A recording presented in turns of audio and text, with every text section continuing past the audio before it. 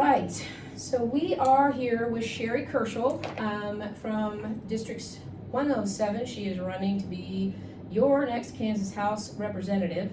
And we are here at the lovely Salina Library. If you do not know about the Salina Library, you really need to come check it out. I was able to print this here. They were very helpful. I don't even have a card. I booked this room, I printed this. Come check out the library. So we're just gonna get into it. Okay. And I used to have a whole lot more questions, and I lowered it down because what I've done is go out to all these different groups from a wide range of political beliefs. I really didn't get into the ones that are just like hardcore MAGA because they're just not nice to me. I tried, Right. but they're so mean. Yes. And so I feel like I did get a wide range of questions, but I got a lot of them about a lot of different topics. Mm-hmm. And so when I did the interview with Ann and I did the interview with Avery in District 2, that I didn't get the sound on, I have to redo. But it was 2-3 hours and it was just ridiculous and it was too much. So yeah, I'm not asking their specific questions. I have boiled them down and tried to get the information they need. And if anybody has follow-up questions, comment. And I'm sure she will gladly respond, and then it'll help reach a lot of discussions in the comments. Definitely. So, the first question I like to ask is, do you know what it's like to not have one more penny? Well, first of all, I want to thank you, Helen, and I'm going to put in a good word for her. Follow her on Facebook And TikTok. and TikTok. Kansas Helen. Kansas Helen, and thank you to Heath too that set this all up for us. My roadie. Yes, so thank you for the opportunity because I think it's important to get the word out, and this is a great venue. So thank you for making the trip from Topeka. But have I ever been down to my last penny? I might have been down to my last $20, Yeah. not penny, and a lot of that was through my own mistakes with money management when I was a single mom after my divorce.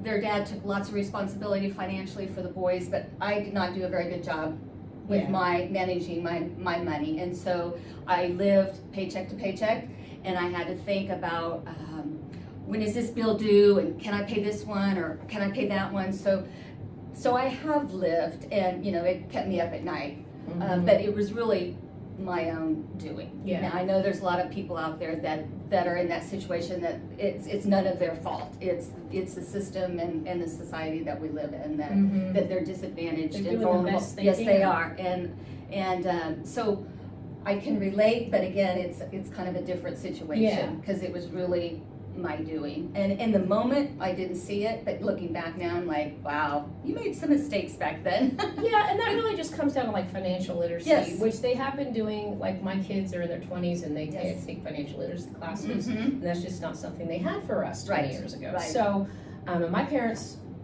never talked No. about it. So I would say some of my problems throughout my life financially were due to my own choices.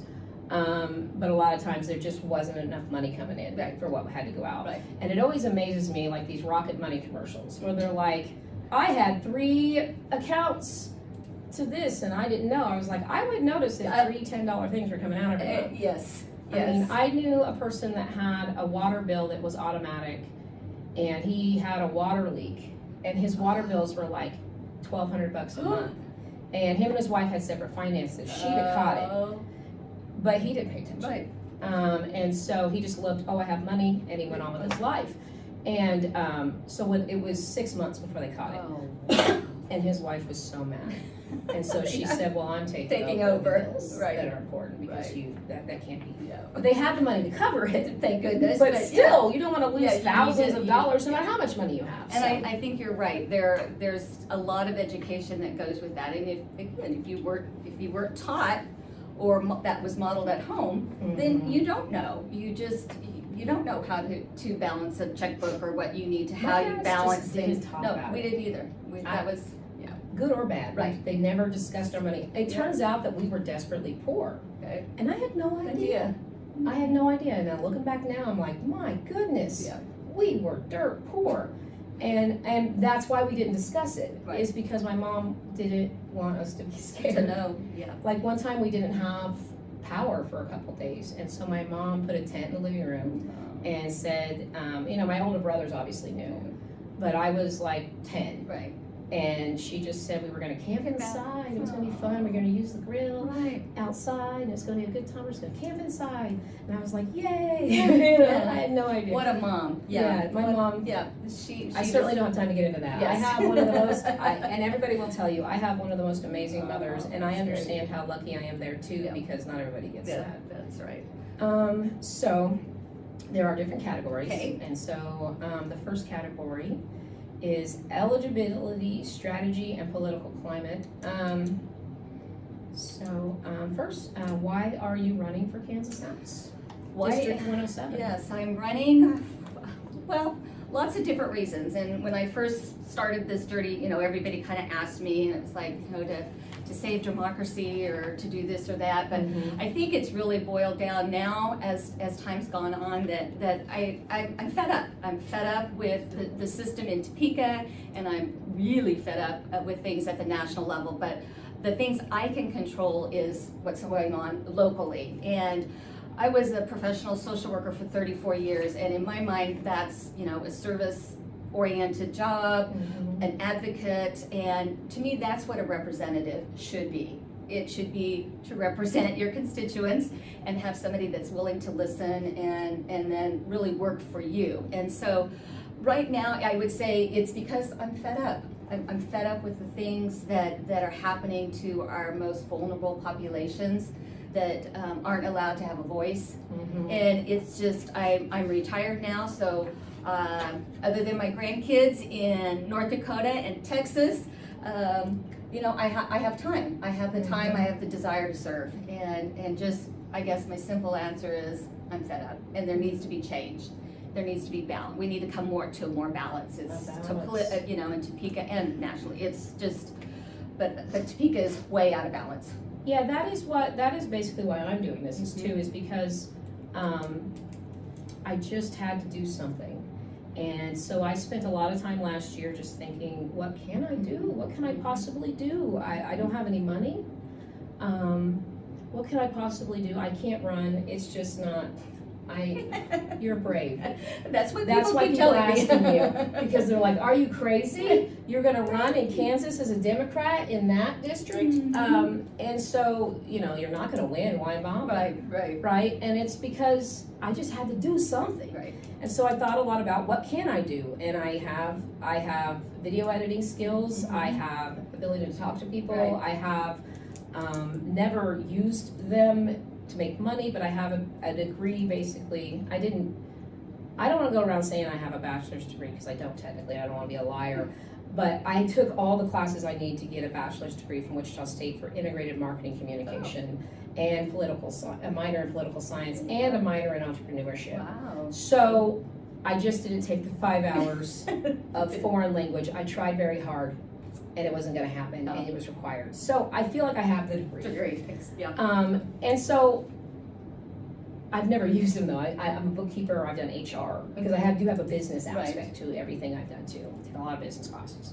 And so I was like, what can I do? And so I have this information. I understand journalism. I am not a journalist. I originally was going to label myself a journalist, but I don't want to.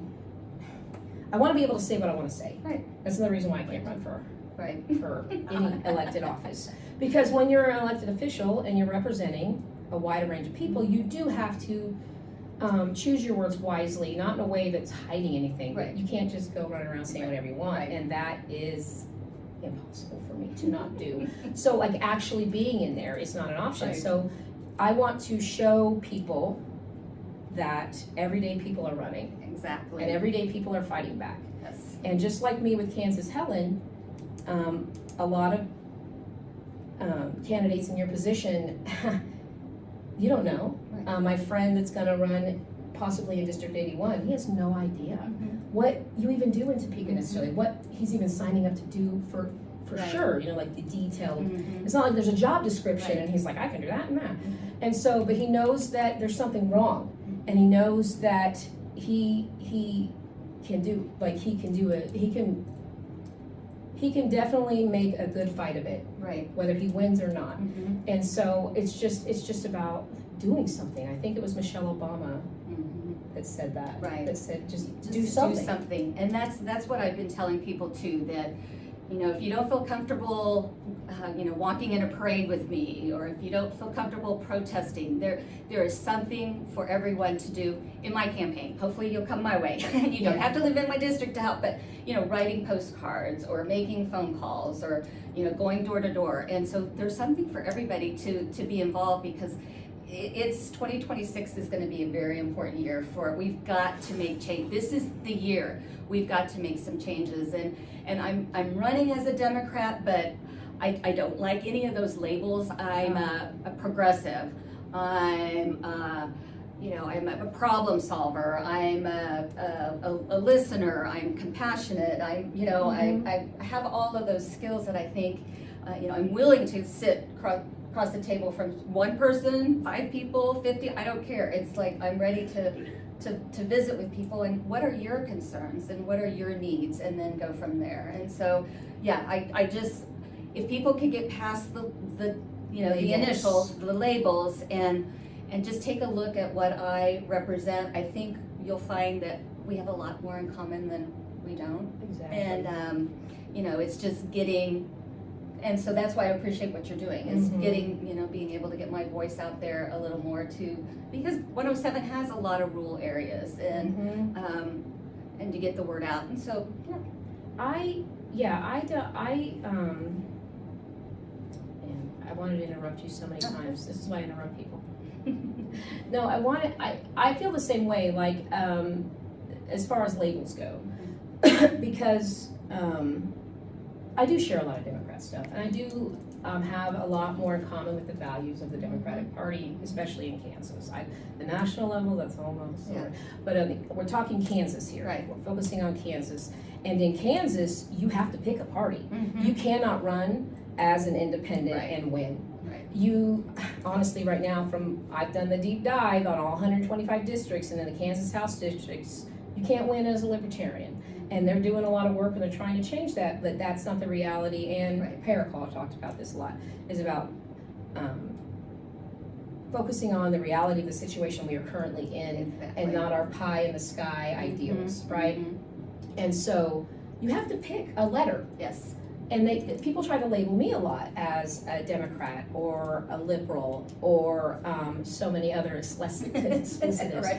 I have actually even been called MAGA, especially on TikTok, by people that don't live here or whatever. And because the video or whatever I made did not say what I believed. And I was expressing an opinion of negativity towards a Democrat. And they came in defense of the Democrat, calling me a Republican MAGA. And I'm like, I'm not a MAGA. I don't know what I am. Exactly. I am a Kansan. I am an American citizen. I see a problem, and like you were saying, there, especially in Kansas, and I've done a deep dive into this, about the party control that has been in this state for 100 years. There is no balance. And even if you, and honestly, I'm not saying that every single seat needs to be a Democrat. No. I'm not saying that every single person in our, I don't want every single person in our to be the same party. We need people in there that do have different perspectives and have different ideas. But it is so imbalanced right now, especially in the Senate. Yes. And it always has been, that I want to do something about that. And honestly, I am wanting to interview Republicans. I am wanting to interview Republicans, especially if they're primarying a Republican, because that's the problem, is the people that are already in there are not, in my opinion, doing the will of the people. They're not doing the work. And as I've gotten these questions, I am in talking about rural things, I am in the little towns. I am in Abilene. Because that's the only way to find those people. They don't have big groups. I have to go into their community pages. And some of them, it doesn't seem appropriate to put a post in there about politics. So I just observe what they're talking about in the comments. And everybody is concerned about the same things. And guess what? None of them are trans people in bathrooms. I've never seen anyone saying anything about that situation unless it is a post made by a party leader or the Kansas that page or something. I agree. I was really, and still am, disappointed in what's happened in Topeka just the first 3 weeks of the session, that the bills that they're spending time on and taxpayer money, your money and my money, are on things that wouldn't make the top 100 concerns for me. You know, why aren't we talking about affordable housing? Why aren't they talking about, you know, having, you know, services for seniors to be able to get free dental and hearing? You know, why aren't we talking about fully funding special ed?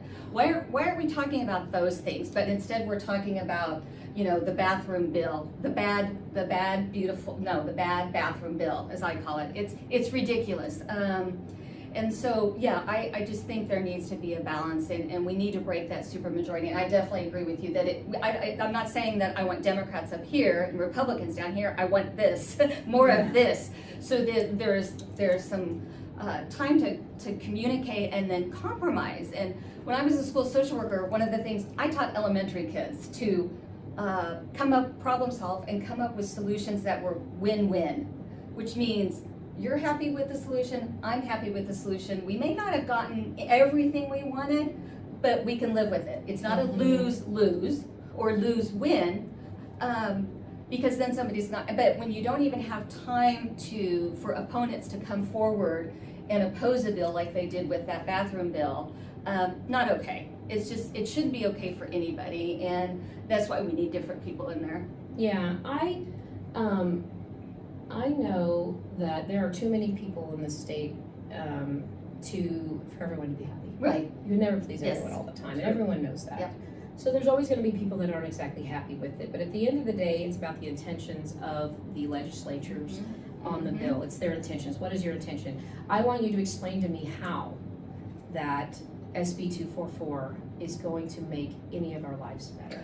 You know what I mean? Right. That's really what I want you to tell me. How condemning the World Health Organization or I don't remember the other, the 20 states thing, or, you know, Charlie Kirk or more things. I want you to explain to me how that makes lives better for the majority of Kansans. And if it doesn't do that, then they should just be staying out of it. They shouldn't even be, they can talk about their personal opinions on things on all their pages, but as far as when you go into that state house, I love our state house. Oh, it's beautiful. I love Capitol buildings, and so I love living in Topeka because I can drive by and look at this majestic building that is one of the best and one of the only few state houses still in existence. And so, just to show a little bit of my political nerdiness here, like a state house used to hold the whole state government, whereas then there were other ones, things were kind of broken up. So, and we have a beautiful state house. I've visited many capitals, Des Moines, Lincoln, Nebraska, up in Wisconsin. I visited theirs, and it's beautiful too. And the area around it's great, and there's lots of good cheese. But we do have a beautiful state house, and when I walk in there, I feel the power that is in there. I feel the responsibility that is in there, and it's sometimes it can be overwhelming. How just what it stands for. And so we need people that are going to go in that building and give it the respect that it needs, that they're going to give that floor that they're making votes on the respect that it needs. It is not a place to bully people. It is not a place to act like you're on Facebook. You're not on Facebook. You are in the house. You are in the state house. And it needs to be respected, and I don't think it is being respected. I agree with you.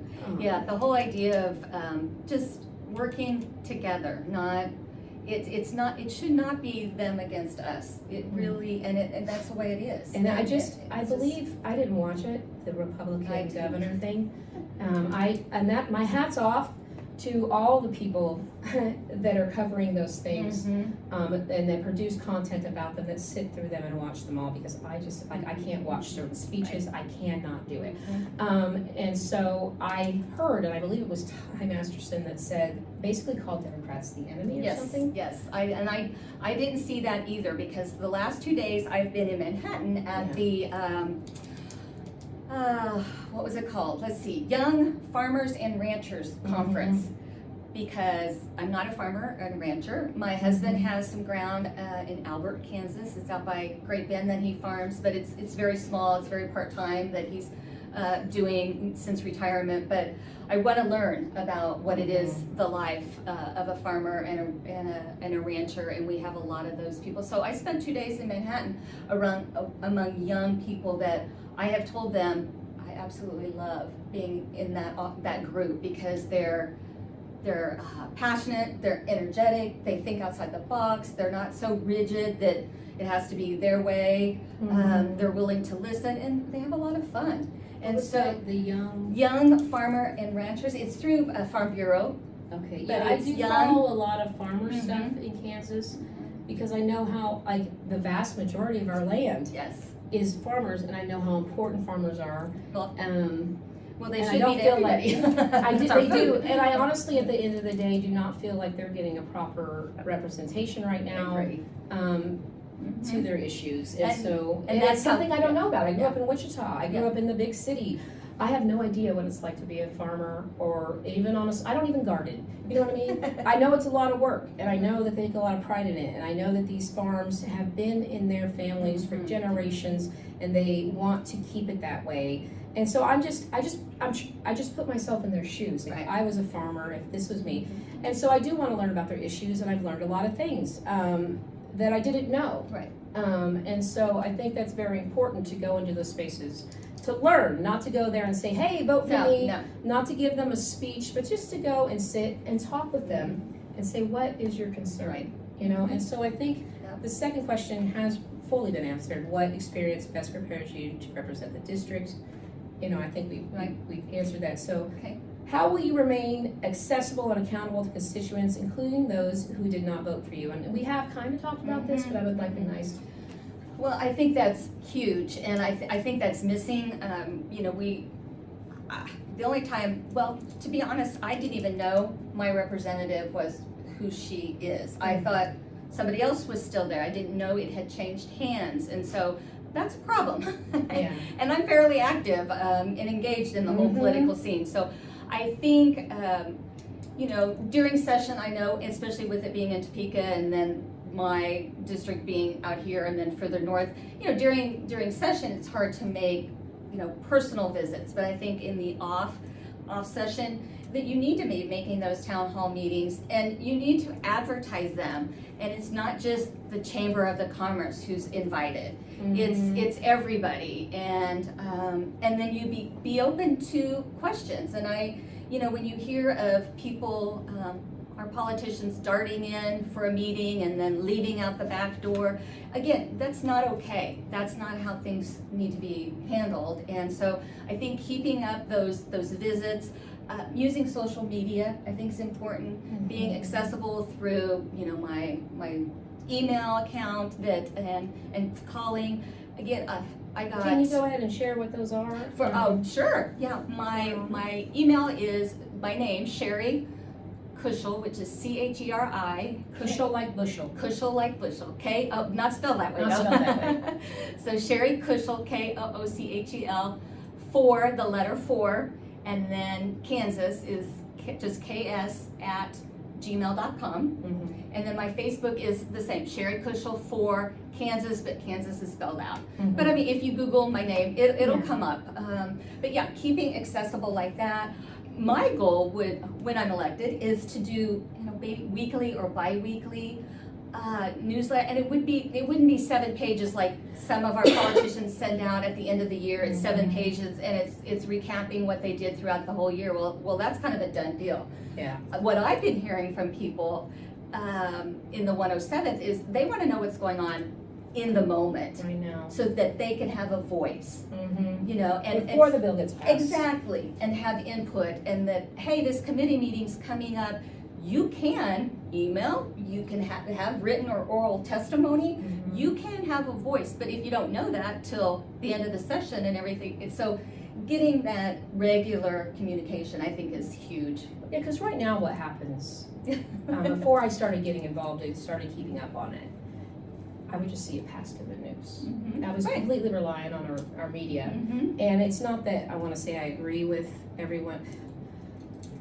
The media is being made out to much more worse than they are. I don't think the intentions are there to go after anybody or anything like that. I think they are trying to do the best that they can within the corporate confines that they are limited to. So it's not like attack on the specific journalist, or necessarily even stations per se.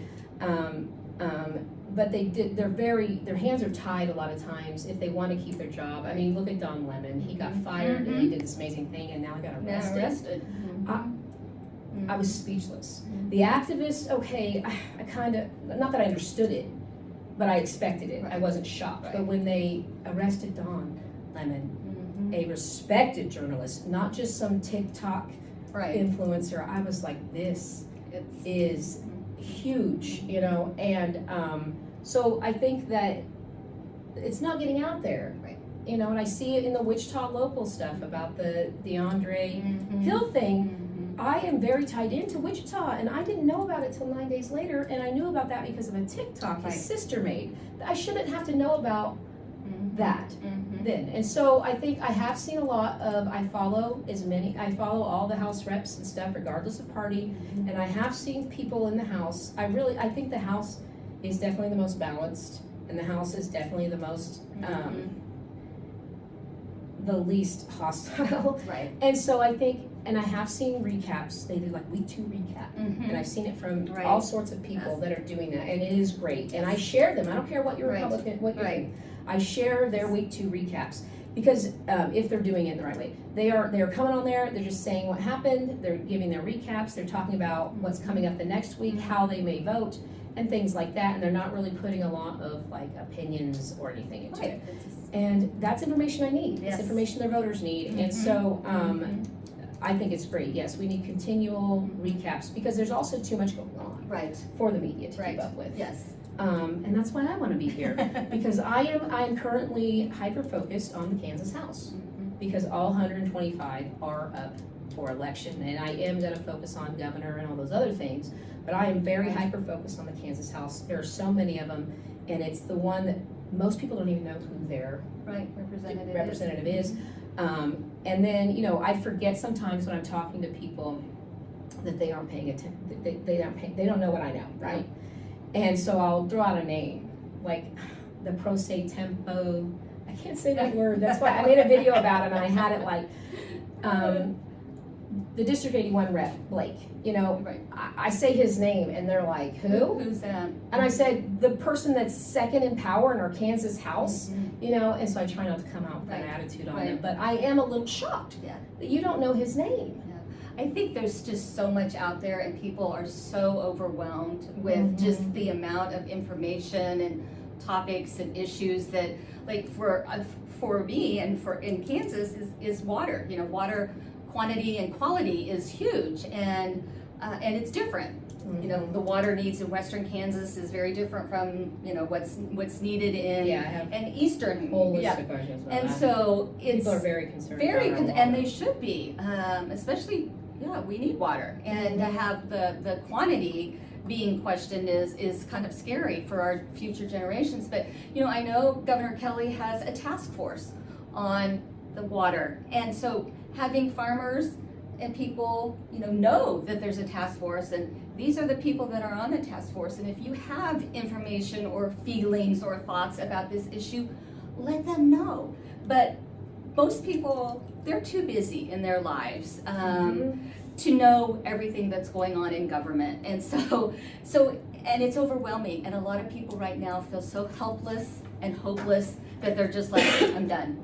But I think that's part of what I'm doing too, is giving people hope that there are people out here that want to work for you, and will share information so that you can, if you want, to be more engaged. I think that historically, we haven't, because I did the history of all the districts and whether they were contested or uncontested, and that's one reason I want to talk to you, is because this district has not been contested since 2006, and I see that as a failure on the Kansas Democratic Party, and then I also see that people just don't think they can do it. Right. Because they're just a regular everyday person. And so that's another idea I'm trying to change, Yes. because there are still a lot of House districts that do not have a candidate that's come out, or at least officially filed, or rumors or anything. Right. And so I would like to see a robust, ideally, what I would like Yes. to see is every single election has 2 Democrats Yes. and has 2 Republicans. And then we go, that is the ideal situation to me, is that we have choices. We have options. So if we can't make people understand that they can run, and that we are here to help them run. And that's another thing I want to say, is if you are thinking about running, especially for Kansas House, that's kind of my forte at the moment. If you do not see someone running in Kansas House, whether they're a Democrat or Republican, that you feel is good for the job, or you think you can do a better job, whatever it is, you can reach out to me, contact KansasHelen.com, and I will do what I can to get you the information you need to connect you with the people that can help you, or, Right. I will help you. Yeah, I mean, again, I'm just an ordinary Kansan. I'm born and raised in Kansas. With no aspirations for a political career. No, your whole life. this was not on my to-do list. When I retired 8 years ago, I wanted to just be the traveling grandma, going to North Dakota and Texas, and then traveling with my husband, who retired a couple years ago. But a couple years ago, people started planting the seed. You should be run. really good in office. And I people was tell like, me that all the time, and I have to explain. I to was them, like, no, absolutely This is what I not. can do. And then, as I got involved with the Democratic Party, or the Young Dems, or Indivisible, or the Women Dems organization, when I started, and then talking to other people, it's like, again, I'm fed up. We need a change, and why not me? We kind of do that. I don't know what I'm well, doing. you need to do it. You need, somebody needs to do it. Somebody needs to help us. Right, but it's like, why not me? I feel like I have the skills. I have a lot to learn, but I'm willing to learn. I read books. I'm on Zoom calls. I mean, I spend probably 3-4 hours some days more, on just Zoom calls, reading, Just absorbing information. Yes, and I have a lot to learn. I have a lot to learn, but I'm willing to learn. I'm willing to go to the experts and not think that I know it all, because I don't. But yeah. So like in August is when they're supposed to be going out, isn't it? Like when they have their break in August. I mean, in the Kansas House, is my understanding, it's basically, or the Kansas legislature is basically in session, really busy from like January to May-ish, right? So what are they doing the other 7 months of the year when they are in their home districts? Because that's where they live, right? Well, it's supposed to be. Yeah. We won't go there. And so when they go home to their home districts after May, what are they doing for 7 months out of the year? Are they campaigning? Because a lot of times they do that, but they even don't do that. What I've seen them doing, and this can be true for some Democrats too, is they are going to meetings with people that are paying them to be there.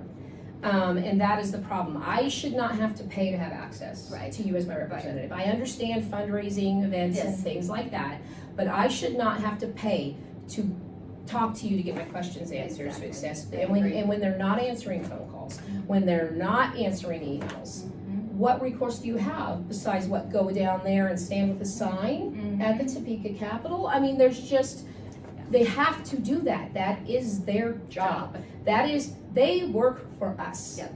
If she gets elected, she is now your employee, if you want to look at it that way. They work for us. Their salary is paid by our taxes.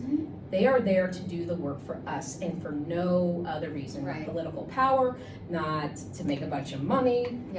They're there to do our job. And if they're not doing the job for you, regardless of what their letter is, you need to do what you can to hire better. And I was an HR manager for 5 years. This is a hiring issue. Exactly. And I would just say, again, not looking at the labels, but, individuals that are in the 107th, how has that been working? You've had, the same representative.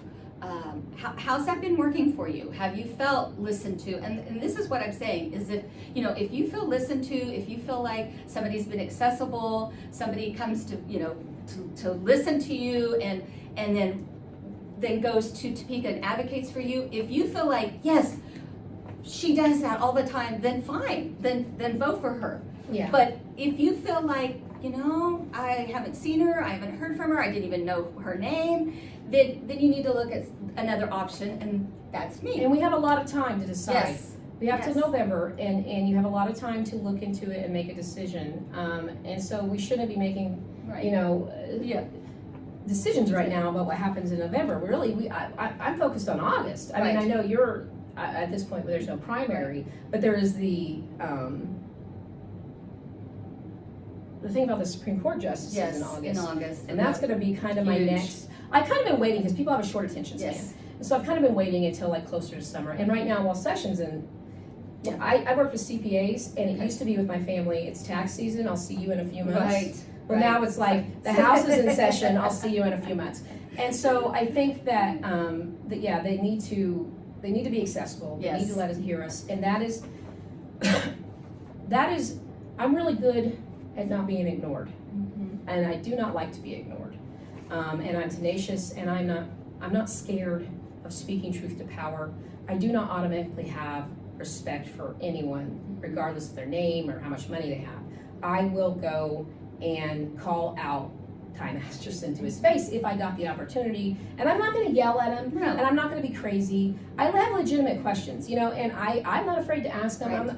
Mainly what I do, honestly, I haven't gone anywhere. We're talking about what people can do. I have done all the things that I have done sitting in my house Mhm. on social media, just making posts, tagging people, messaging people. And so there's a lot that you can do. Yes. Because I last year was not physically capable of getting out and about and stuff. And so I was like, on my phone all day.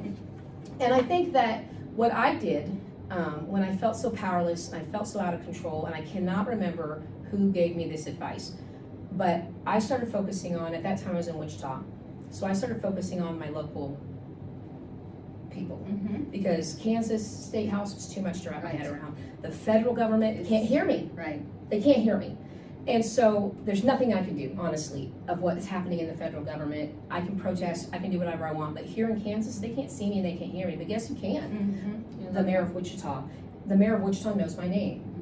Mhm. All the council members know my name. And they know who I am. And that's just not something I'm going to get at the federal level. Right. And I didn't think it was something I could get at the state level, but Persistence. the last couple weeks, Plays off. things that have happened, Yes. all I do is tag them. Yeah. I tag them on Facebook, Mhm. and I give my opinion of what they've said or done, Mhm. and then they used to ignore me. And now they are coming into my comments, not just their supporters. And even at the end of the day, if all they do is untag me, Right. You know. I know they saw it. Mhm. and that's what matters. I Mhm. know that they saw it. And so that's what I've been doing. So if you don't know what to do, you can do that. Just Yes. tag them. Don't be afraid. Right. Tag them.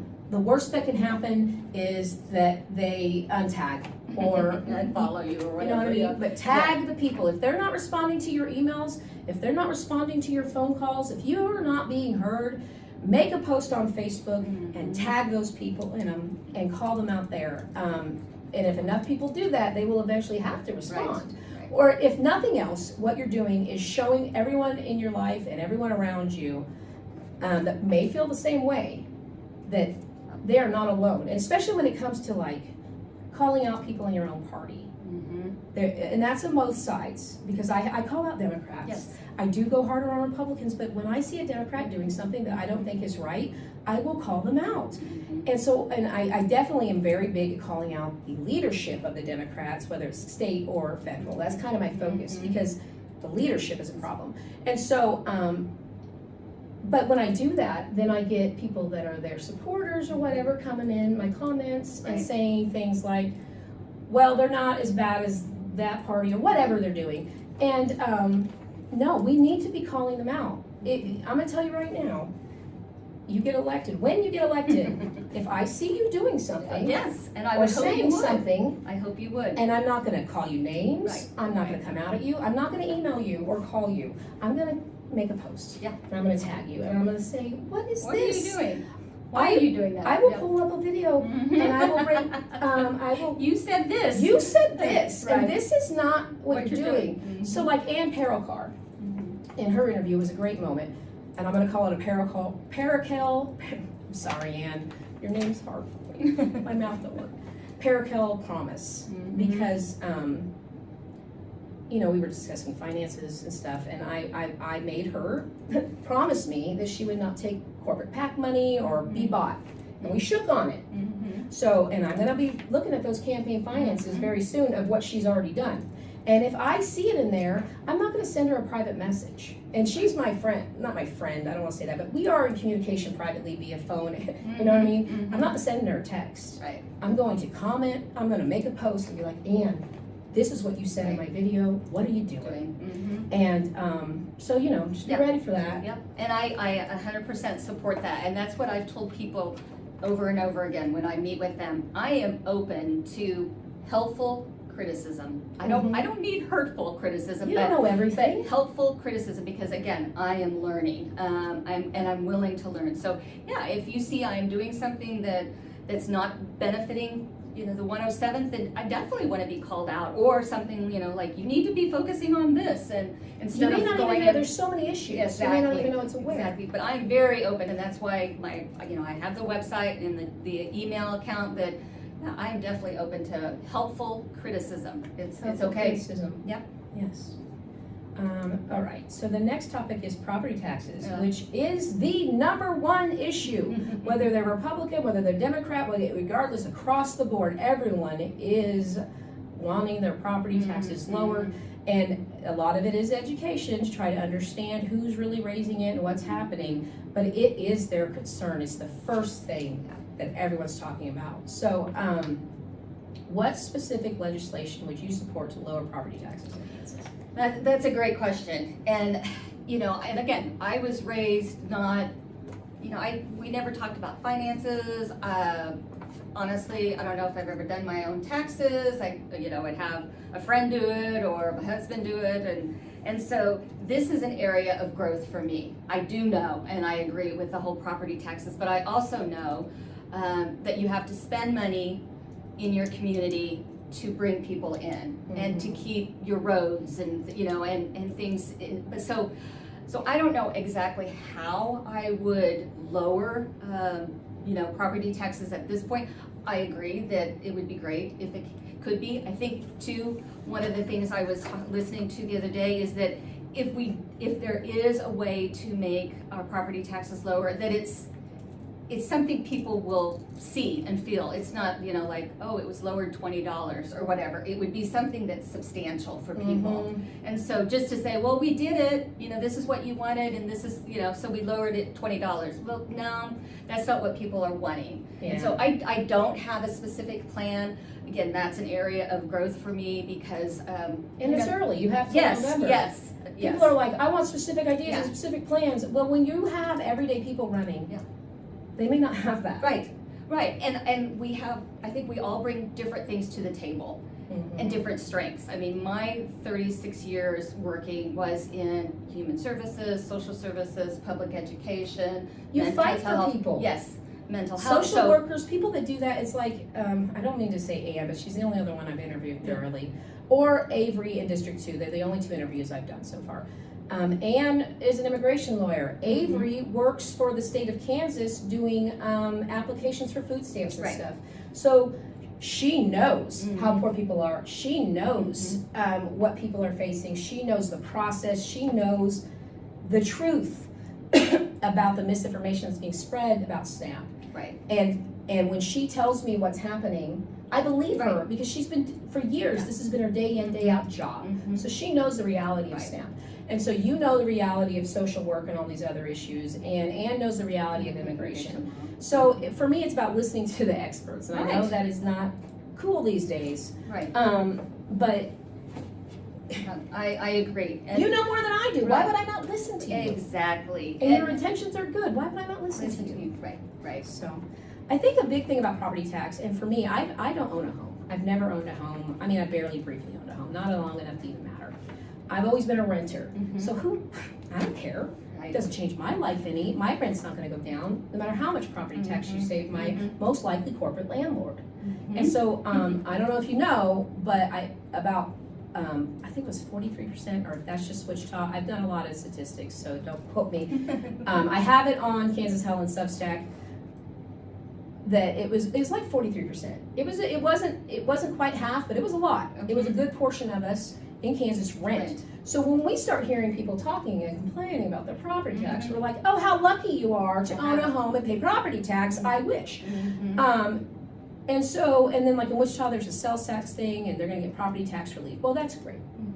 But I still have to pay sales tax on all my stuff, and I don't get any relief. So some of the things that have been thrown out there from like the tenants unions and things like that is like legislation that would require landlords to lower your rent based on their property taxes. I don't care if it's $10 or $14. That would make a difference. If they get a break in their property tax, why should they then just get to have more profit? Because ultimately, at the end of the day, the renters are paying your property tax. They're paying the insurance on the house. They're paying all the expenses of your investment, of your asset. Why should they could pay more money while you get more money? So and that's hard, and it's hard for me to, and that's the pushback we get in like a Wichita level of the property tax relief is, so what? Like, it's not going to save me any money, and it's just going to, at the end of the day, these big property management people and these large people that own individuals that own 30 people that are in Oklahoma. They're one person owns 30% of the homes in Wichita that are rentals or something like that, and they live in Oklahoma. So a property tax relief for that man at $115 a year times 30, that's just more money in his bank account. Why would I care? And so what they do is they don't pay attention. They don't bother going and voting. They just, why would I even waste my time to go vote on something that's going to lower property tax? I don't care. And so there's got to be a tie-in to make me care. Exactly. I agree. That's like tenants' rights and things right now there's a lot of groups and things that are advocating for that, and they're going to be, and I'm going to be helping them. The ICT Tenants Union, I don't know if that's their real name, but you can Google ICC Tenants. They do want to bring these issues to the State House. And so that's one reason these questions are in here. These questions came from their people. And it's not an issue that I'm aware of. As far as like, obviously as a renter, I know the problems, but as far as like, what are the solutions? Is there anything you can do in the State House about it? And there is. It's not just, people think it's just a city thing. But I think that something that should be a thing in every city, every single renter in Kansas deserves certain rights. It should not be left up to every single city to legislate. And so it is something that I feel should be legislated at the state level, with also the respect of the city's, I don't want to say power, but you know what I'm saying. I do want them to respect the city's government, and I don't want the state, just like I don't want the federal to come into our state. I'm not saying I want them to go in there and just overrun the city council and the mayor or whatever, but at the end of the day, this tenants' rights and things, I do not hear them talked about in the State House, and it is something they should be talking about in the State House. Well, but the reason they're not talking about it is because it doesn't affect them. Well, a lot of them are landlords. Well, it does affect them. But I mean, not as far as the tenants. It doesn't affect them. They're fine with status quo. I'm making money. We're good. So don't put anything else out there. Because they would actually be putting restrictions upon themselves.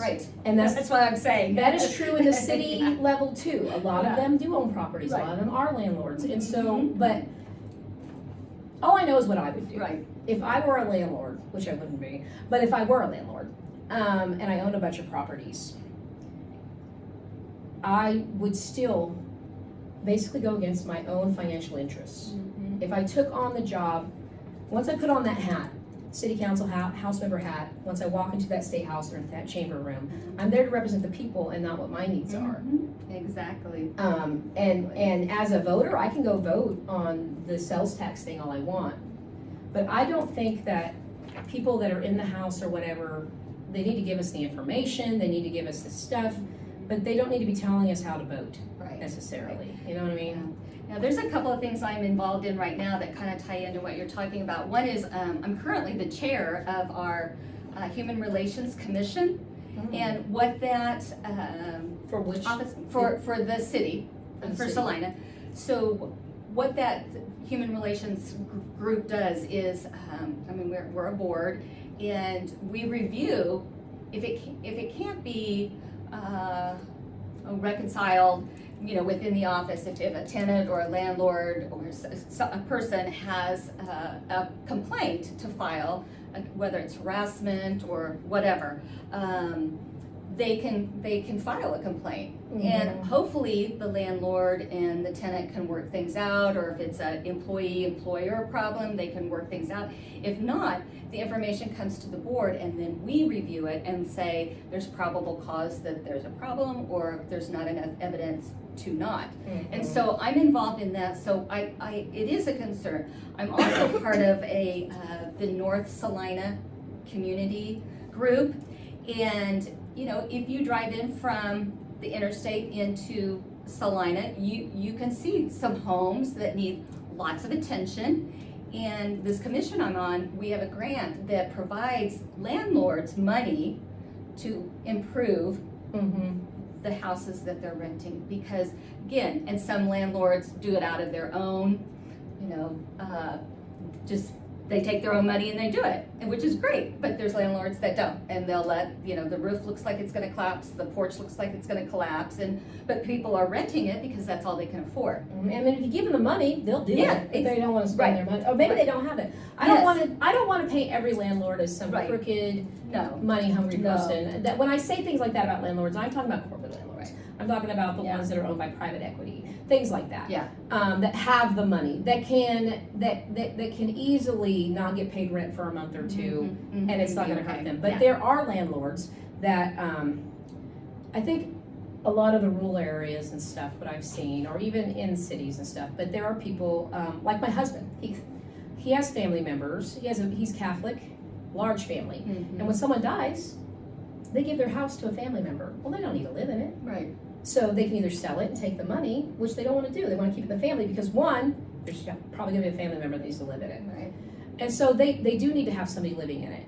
And because they fall apart if no one's living in it. And so they're just family homes that have been given to them, their parents died or whatever. That doesn't mean that they have the money to do those repairs, and they can only charge so much rent that's reasonable, and they can get people in there. So they could not have, just because they're a landlord doesn't mean they have money. Like the landlord we're living in is just one person that has one house. Right. They have a family. It doesn't mean they have the money to fix $6,000 in piping or whatever, and so that's great. And I think that every city needs to have that. I know they tried to do something like that in Wichita, and it was not even voted on by the city council and stuff. So I think that every city needs to have this kind of commission to handle the mitigation. Is that the word I'm looking for?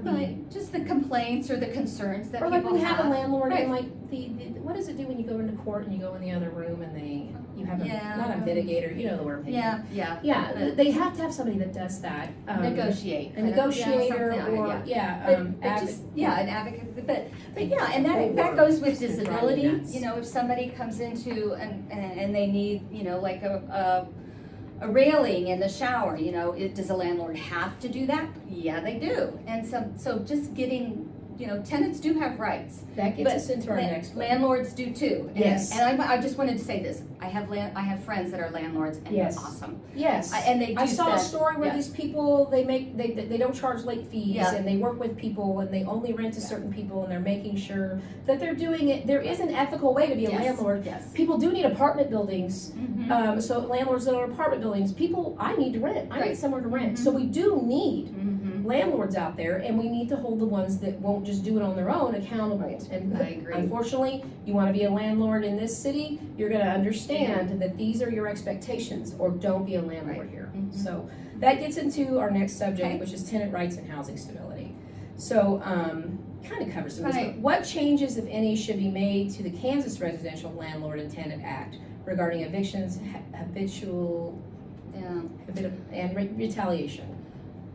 Oh, another great. Like habitual abusers of landlords, slumlords. Yeah, and I think we've kind of covered a lot of that. Yeah. Because I think, again, it's just knowing, landlords need to know, tenants need to know what their rights are, where they can go. We do this commission, and it's really not the commission, but it's the human relations people in the office. They do put on a seminar every year for landlords and tenant here in Salina, where you can go and you can listen to experts on, you know, your legal rights and stuff like that. So yeah, it's in April. It's always that kind of like the last Thursday or something, but I can definitely let you know. It's a seminar, a fair housing seminar is what it's called. That's great. And so again, getting the word out there that people do have rights, and there is a place in Salina that you can go to express your questions or concerns. And I bet there's one in your city too, if Right. you're not in Salina, because I just now found out this existed. For all I know, there is one of these commissions in Topeka. There is one of these commissions in other cities. So, you know, you just gotta do a little Google. Right. So do you support reforms such as eviction standards or longer notice periods for rent increases or non-renewals? You know, even though I'm on that commission, it's, you know, and it varies from landlord to landlord about what I want to say, you know, I would hope landlords could have the grace to look at the particular situation, because things aren't black and white. And I think when we get into policy and all of these different things, sometimes we need to have a little gray area, that if there's circumstances that are out of the control of someone, that give them, if you can, but I know landlords need money, you know, their money coming in too, so you can't go, you know, a year without being paid. But so is there like a state committee that handles tenants' rights? Like, I know there's all these different committees. I would bet there is, but at a state level, I'm not really sure. I know what we do here in this county, but, you know, so I forgot what I was going to say. I'm so sorry. I'm sure I do that all the time. It's okay. I'm sorry. No, I didn't that's mean to cut okay. you off, but this is a conversation. Yes. And then do you support the right to counsel programs that to help tenants facing with evictions? So like this is something Wichita's doing very good. If you are facing an eviction, they have a whole separate thing set up for court. That you can go in there and you can talk to somebody and they will help you file things yourself. They're not legal representation, but they advise you and they tell you what your rights are and they tell you what you can do about this situation you're in. And so do you support those programs? Definitely.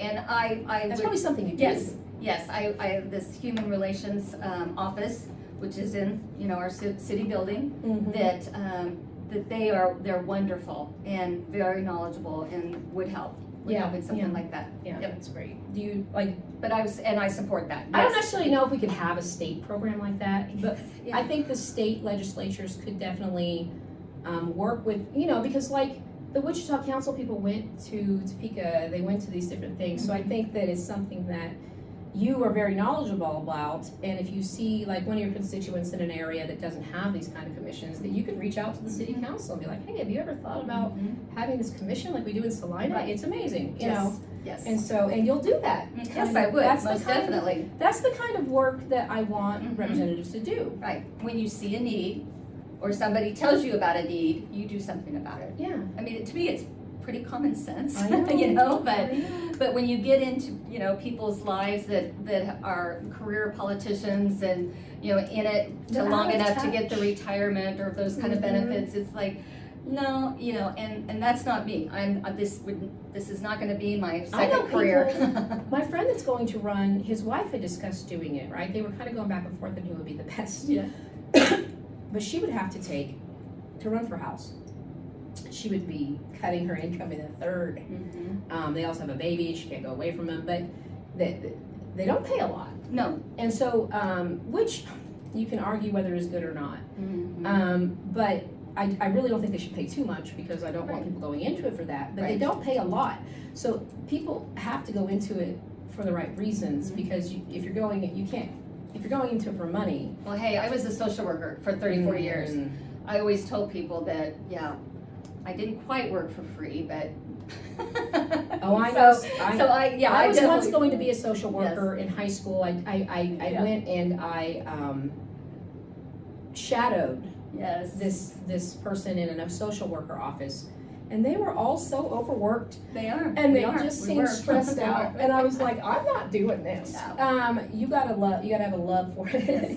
Yes. So the next issue is gonna be star bonds. Okay. And I don't know how much you know about star bonds. I just started looking into star bonds because of the Casey. Right. And I see what the representatives are saying, and I see what constituents are saying, and I don't know what's true and what's not. And so I looked into them. Mhm. So my understanding is that the actual star bonds are not our tax dollars, Right. and that the expense for the person here, besides the time that our representatives are spending on star bonds in the committee, there's a whole thing. Mhm. Is the infrastructure around it. And so I started looking into it, and I have all of it, I just gotta get it out there. I started looking into, well, how did it go for past star bonds? Mhm. And what I found, honestly, is that most of them pay off Mhm. because there's not a big upfront infrastructure thing. Right. And a lot of times that infrastructure comes from the city, not the state. And, it's minimal infrastructure is needed, minimal upkeep of that infrastructure is needed. But when it comes to, excuse me, getting over a little thing. When it comes to the stadium, Mhm. it is a massive investment Yes. of our tax dollars, not just up front, but forever. And so I know everyone is very excited. Chiefs fans are very excited. I, as a Kansan, my initial thought, I don't even like football, but my initial thought was, awesome. Mhm. We'll have something here that people come here for. They will, if we get a Super Bowl, they all of the Mhm. celebrities are flying all over to come here to Kansas. Mhm. We have nothing like that here. Right. And so just having something here, so that's kind of a benefit of that I don't think a lot of people are looking at. The benefit of the recognition of Kansas on a national level. Mhm. Every single Sunday, they're going to be talking about Kansas. Mhm. They're going to be here. It's going to be Kansas, Kansas, Exactly. Kansas. The visitors that come here, the people that come here, but just having something in here that's keeping us all football season long Mhm. in the hearts and minds. Right. And people love their teams. Whether my brother's a Green Bay team, so guess what? He happens to actually know some stuff that's going on up in Wisconsin because he loves his team, and so this will get people to see us because no one thinks about us. Right. No one when I go. Knows. I'm a comedian, and I'm not necessarily practicing right now, but in March it'll be 10 years. And so I did travel around a lot into the Midwest, and when I would go places and say I'm from Wichita, they'd be like, Wichita Falls? I don't Right. know how. Right. Everybody knows Wichita Falls, Texas. Manhattan, New York. They know they know Wichita Falls, Texas, but they don't know Wichita. Yeah. And so I'd be like, no, and they think we're a bunch of cows, and Right. and I think having a stadium here is going to get this state so much attention, good attention. Yes. You know. And when I got, I asked you for some of the issues that we'd be talking about, Yeah. and I saw Starbucks. I didn't send her the questions. I No, just want to put no, that out just there the- because I the promised I wouldn't topics. send people Yeah. questions. I just sent the topics. So this is all by the, Yeah. flying by the seat of the pants here. Mhm. But, so I did I have a couple mentors that have been absolutely fabulous, will take time out of their day to meet with me, and so I asked them about Starbucks, because I don't know anything other than just kind of what I'm What hearing you with Googled. the Chiefs. Yeah. But I do know that, like, the downtown Salina used Starbonds to kind of reinvigorate, well, what not reinvigorate? What is the word? Re-energize? Re-energize, or just, make beautiful our Yeah. downtown, and it has worked. We have a beautiful bookstore. I gotta put a plug in for Red Fern Bookstores. If you haven't I've heard come to of them. I think I follow them it on is something. amazing. And our coffee maybe I'll shops look. and our boutiques and Is that what you were I- talking about before? no, Oh. that was a Sorry. coffee shop. I could plug everyone down in downtown, but they Red use, Fern star bonds to beautify and encourage people to come, businesses to come into downtown, and it's worked. I mean, it is beautiful, and people are coming. They come from Hayes or they come from Manhattan and spend a day in downtown Because Salina. this is the big city to some places around Yes, here. I lived yes. in Salina briefly. Right, I mean, Manhattan and then, Wichita, and then there's not much west, but Mhm. from here, but, Hayes would be the next biggest place, but, so I know that it's used, if it's used properly and with the right intention, it can be very helpful, and I think, I haven't done a deep dive into the Chiefs. I am a football fan and I love the Chiefs, so I would love to have them in Kansas, because I think you're right. It would be a huge draw for people. I think people don't, they like that we shouldn't be giving these billionaires money. They can buy their own stadium, and maybe they can. But at the end of the day, I truly think that this is going to be good for Kansas. And I think that it's going to, and like I said, I looked into all the ones in the past, and they have all paid off. And they've more than paid for themselves. There's only been a couple that were failures, and they were in worse problems. Yeah. But I'm just saying, but because what it really comes down to is the star bonds. I don't even know it's necessarily an issue with star bonds per se. There are some people that really hate star bonds. And so I don't know if it's necessarily an issue with star bonds as much as how they're being implemented and who's handling the accountability and transparency after they're given. And so I think that you would definitely support having transparency, accountability. I think that, I don't know how much public input was asked for on the chief thing. I wasn't really paying attention. And so that's an important thing too. Like, we need to have hearings. We need people to be able to come in and give their testimony, send emails. Representatives need to be asking for the information. How do you feel about this? What questions do you have? Exactly. And that's the thing, stronger voter input. Yes. We need stronger voter input on the star bonds. And I think that's really what comes down to, is that I feel like this Chiefs thing, it just happened to us. As a voter, as a resident, I didn't have any voice in whether it came. Now I do think it's going to be great, but if I didn't think it was going to be great, and I felt like I had no voice and no one was listening to me, I would be very upset. Yes. So the next thing is corporate incentives and accountability. So how should Kansas balance corporate incentives with the needs of everyday Kansas? Another great question.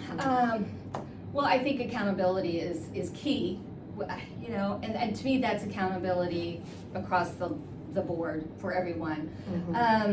Say the question again, I'm sorry, kind of spaced off there. Oh, I understand. How should Kansas balance corporate incentives with the needs of everyday residents?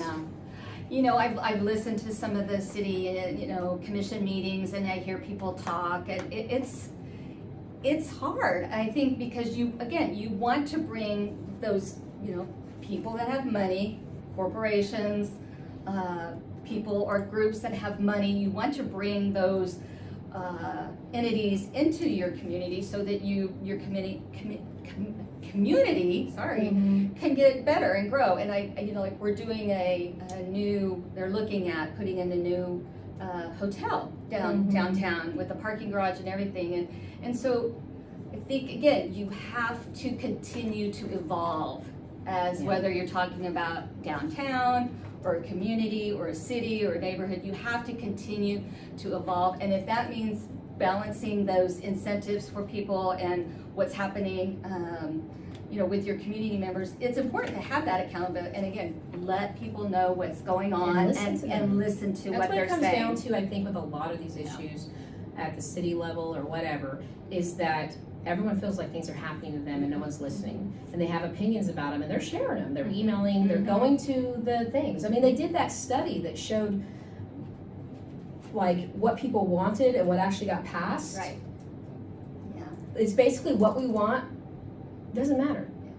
And I will tell you though, there are people that are reaching out. We have Commissioner Trent Davis, who is fantastic, just got reelected. But he came with the plans and information to one of our Democratic women's meeting and said, this is what we're looking at, this is what it would be, and so there are people out there that are willing to come and meet with us regular folks and share the information, and I really appreciated that because it was detailed information about where it's going to be, what is it going to do, and et cetera. So there are people out there, thank goodness, that are doing that. That's something I'm trying to explain to people too, is that you may not see it. There's so many issues that you may not see what's happening, but there are people in Kansas fighting. Yes. And that's why I'm doing this. I want to get the people's voice out there. So, do you support raising the minimum wage in Kansas? Definitely. Definitely. We're one of few states that is still $7.25. Whatever the federal is. Which is just unbelievable. Yeah, the federal government isn't going to do it. Right. No, I would support that. I would advocate for that for sure. I mean, you know, and again, as a social worker working in the community in a school district, a lot of my parents that I worked with, or not a lot, some, you know, were working those minimum wage jobs or weren't working because the minimum wage job and the price of daycare, there was no, they would be negative. Yeah. They would be negative. And so, you know, so then they're labeled lazy or whatever. Well, the truth is that, yeah, when you make $7 I've been there. I was a single mom with 4 children. And right. And I did not have daycare assistance. Right. I don't know what I'd have done. Yeah. And even with that, so I definitely, I mean, we have to bring that up. I mean, we're one of the few states that's lagging in that, and I don't understand. And I think if we raise the minimum wage, and I talked about this with Avery, and if we raise the minimum wage, that's going to bring people out of the level to need a staff, to need daycare assistance, to need these things. And so, you know, if we raise the minimum wage, it's going to take them out. I have, you know, children and they have a partner that they're debating going to Kansas, or going to Missouri now. And that's the thing too. When the state next to you, that is really not that much different as far as like a lot of things, raises their minimum wage to $8 more than your minimum wage, we're going to lose people if we don't do something. Exactly. And they're going to be young people, because that's who makes minimum wage. You know, they're in their 20s, they have a 2-year-old. They can't work, you know, their partner works for $12.75 an hour, which is still way above minimum wage. Right. But they can't live on that, and so they have to do something. So if the state is not going to raise the minimum wage, they're going to hop right over the border, and they're going to live in Missouri and then come visit me in Topeka. You know? Yeah, and like you said, it's really, to me, raising that minimum wage is almost, you could look at it in terms of prevention. Because if you can do that, then yes, maybe there'll be less people that need to go to the food banks, or need to do this or that. I know there is concerns. You know, like I said, I worked with accountants and CPAs and a lot of small businesses, and stuff like that, and there are concerns that a small local restaurant or whatever just can't afford to pay it. And this is going to sound very harsh, but at the end of the day, if your business plan is not enough to pay people a living wage, I have had plenty of business ideas, right? And I'm like, I'll make enough to make money for myself. Right. Which you can do, but then you need to understand that you have no more growth after that. But if you want to start a business where you're going to have employees, and you crunch the numbers and you can't afford to pay them, let's say $15 an hour, then that is a failed business plan and you should not do it. So it's a failed business plan. And so I don't think that the workers should have to be sacrificed for a failed business plan. And there are plenty of small businesses out there, and coffee shops and little places. There's a brewery in Wichita that pays their people like 20-something an hour, but they don't take tips. And it's amazing, and their workers are so happy to be there. And so there are ones that are doing it. So it can be done. It can be done. So the next one, I think what I'm going to do, I only have 3 questions per thing at the most. Okay. I think what I'm going to do is just ask you the questions. Okay. And then if you need me to re-say them or something. Okay. So SNAP and food assistance. What can the legislatures do to ensure SNAP families retain SNAP benefits? How would you address misinformation about SNAP participation and fraud? And how should Kansas reduce agency errors that disrupt benefits? Because a lot of the errors they're talking about, when they talk about these percentages, it's not people being fraudulent. It is errors within the system that are approving people that shouldn't be approved. The people that apply don't know if they can be approved or not. And you know, so I don't think, there's not these people out there. I mean, I'm not gonna say none. Right. Never say never. Small percentage. But the amount of people that are actually like, I'm gonna lie and abuse the system, are such a small amount that we should not sacrifice those who truly need food. Yeah, to me that's just a no-brainer. I mean, what can you do once you get elected? Well, I think, to be knowledgeable about people and know the truth and not believe that, you know, because because of my work experience and the things that I'm doing as a volunteer is, you know, I know these people, and They're not trying to get one over on the system. They're trying to provide food for their family. And you know, one of the things that the government's wanting to do is to get the private information of our SNAP. I don't have a full understanding. And it's kind of like, why she doesn't want to. Well, but why do they need it? They don't need it. And the arguments I've seen online are because it's federal money being given to us for food stamps, and they should be able to come in and audit it. Yeah. Well, see, and then again, where is that overreach? I mean, that's why we have our state government and state, you know, and at some point you have to trust that these are professionals and they know what they're doing and they have oversight. The thing is, our state government is pretty aligned with the federal government, and it always has been. And so, with the current federal government.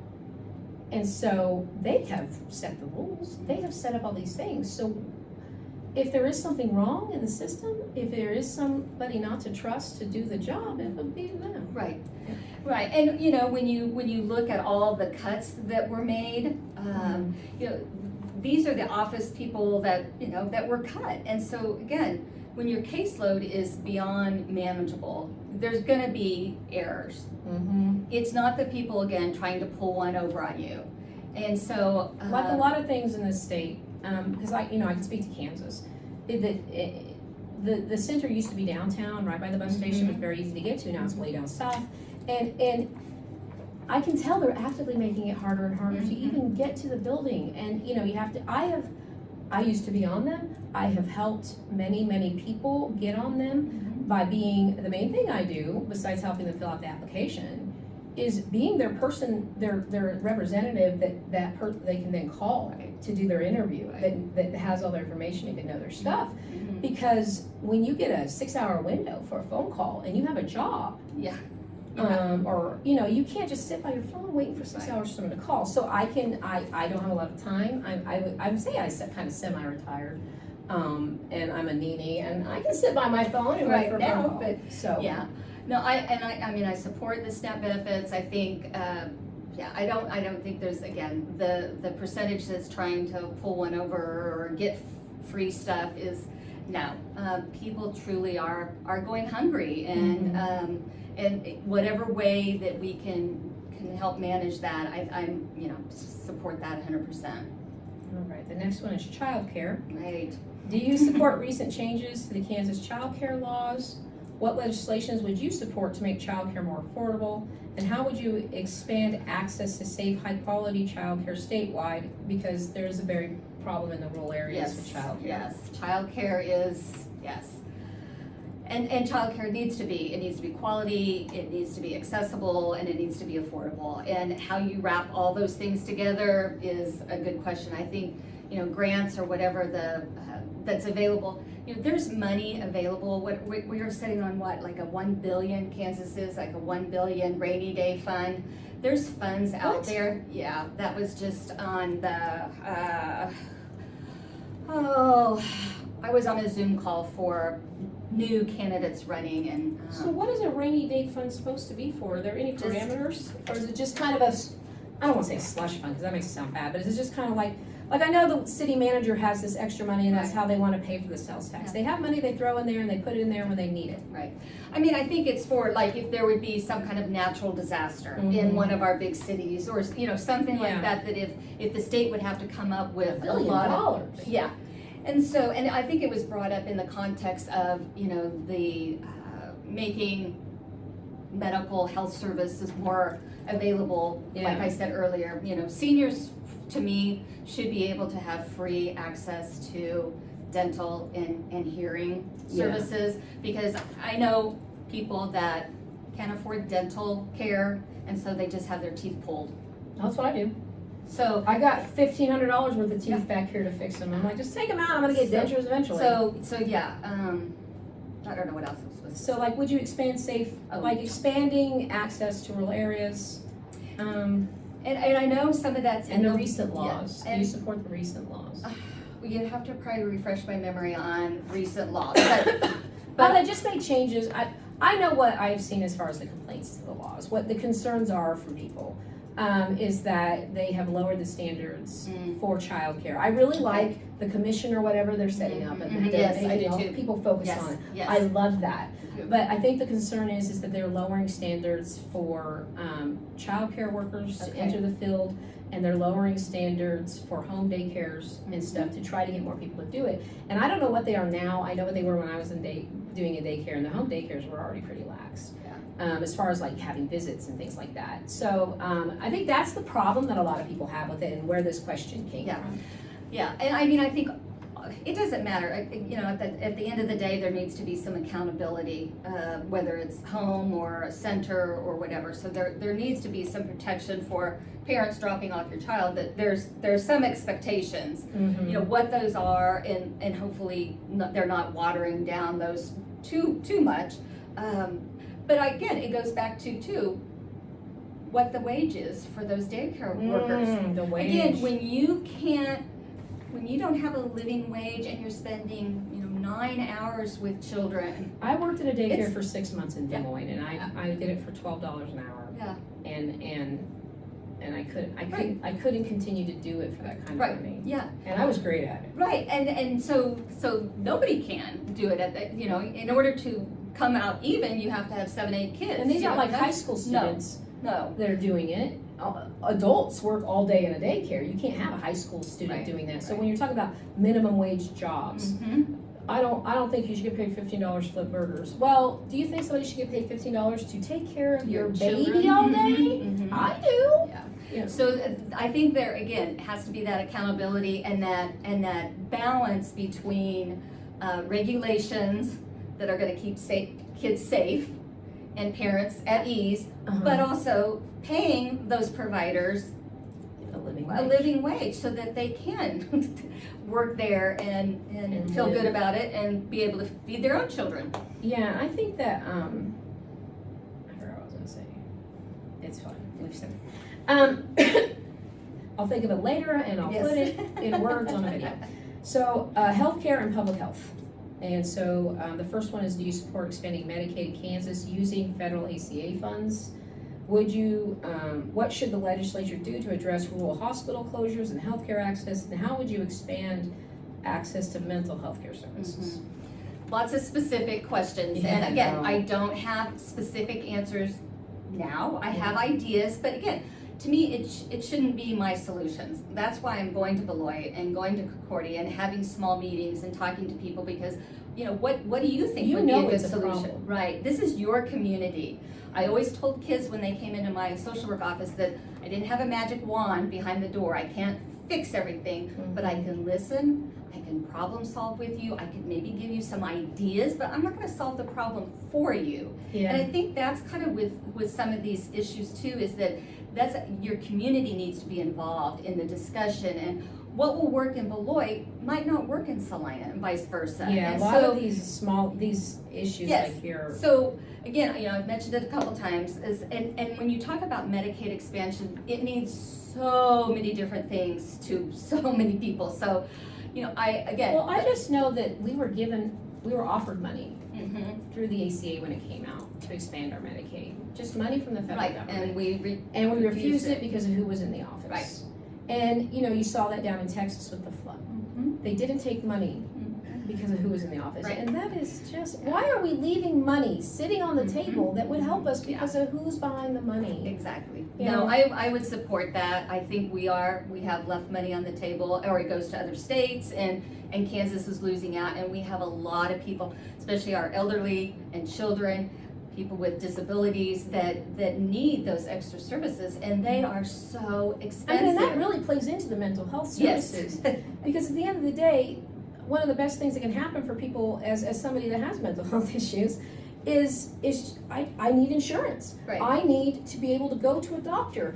And yes, we do need more of those providers, but I think that also goes back to insurance. Providers aren't setting up shop here. They're not moving here to become mental health professionals. It's not like psychiatrists. And then the people that do live here, that do go into those fields, they're leaving and taking their skills elsewhere where they can make more money, where there are more jobs to do it. And so I think that it really, it all trickles down. expanding Medicaid would solve Yes. a lot of these issues. We had expanded Medicaid, that would support rural hospitals, you know, that would support more mental health services, and I think that is kind of like where it starts. Yes. Is expanding it. I agree, yeah, and that's why I would 100% support that and think it's long overdue that gets passed, and I think you're right with the reason it hasn't passed. It's all political games, and my theme is people first, progress always. People first, progress always. I love it. Because and I am running as a Democrat, but I tell you, if my party in Topeka decided something that would not be beneficial or hurtful to my constituents, I would not vote for it. And to me, that's how it should be. That's how it should be. That's exactly how it should be. I don't want you to hold a party line. Right. I don't want you to get talking points to your party and then spit out the same words or the same rhetoric as everybody else, and you're following party lines, and that's not what you're there for. Right. Especially at the House, when you're starting to break it down, and then, you know, when you're talking about the federal level and you're talking about the state level, it's like I was talking to somebody about the governor race, and and they're like, well, you didn't support this person for president, why would you support this person? They're kind of the same person for governor. And I said, because Kansas has different needs than our whole country. You know, and so what works for federal isn't going to work for state. All right, so police and prisons, and I'm going to try not to overrun this because I have a lot to say on this right now because of what's happening in Wichita with DeAndre Hill. I'm going to keep saying his name. So what legislative reform, what can the people in the State House do to support and improve police accountability? Because it is a city level. It is, the cities are up to it, but it goes back to saying that there are certain things that should, I don't want to say not be left up to the cities, but there are certain things that are just inherently everyone's rights. Yes. DeAndre Hill had the right to be in his apartment, and sure, he may not have been loud at 1 o'clock in the morning or whatever. That was a noise complaint that should have been made to the landlord, but that's neither here or there. But he had the right to be in his home. He had the right to be in his home and to be drinking. He had the right to own the gun that he had. And so he had that right. So what I'm so like, but the rights of the people need to be what comes first, because police are there to protect us. And if the cities aren't going to do what they need to do, I feel like the state should step in and set up some sort of commission or a committee or something to review cases. That's all I want. That is all I want. That's all the family wants. We want somebody that is going to listen to them, that is going to talk to them. I think if the city had advocates that, you know, or something, because it happened once a year, the city of Wichita police had killed somebody. One a year. And that family every year.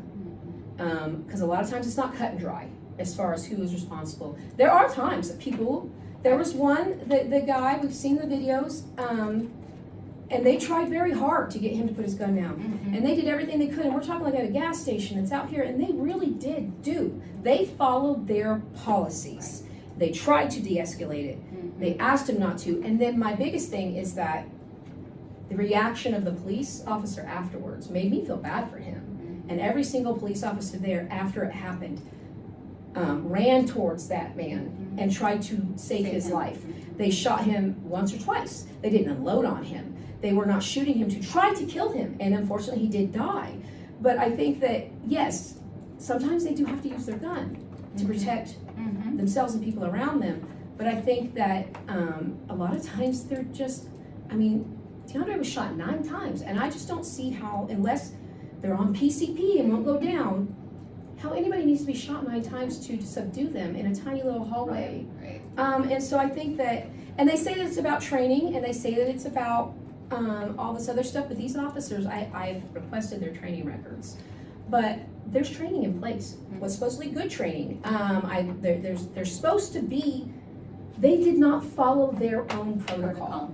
And if they do not, if I have a job, if I file someone's tax return and I don't follow the tax law, there'll be consequences. I will get in trouble because I have a P10. I will get in trouble for that. And I just want them held accountable. And the main thing that is the problem I have right now is that the city is not, I don't want to say they're not doing anything. I don't know what they're doing is the problem. Right. We don't know. They're not being transparent. They're not talking to us. they're not talking to the family, we don't know what's going on. So when that happens, there's no recourse for these people. And no one's listening to them at the city level. And so I'm gonna try to make the city listen to them, but we shouldn't have to do that. Right, it So shouldn't be that hard. there should be something, the next level. Where is their next step? What is their next recourse? Get a lawyer?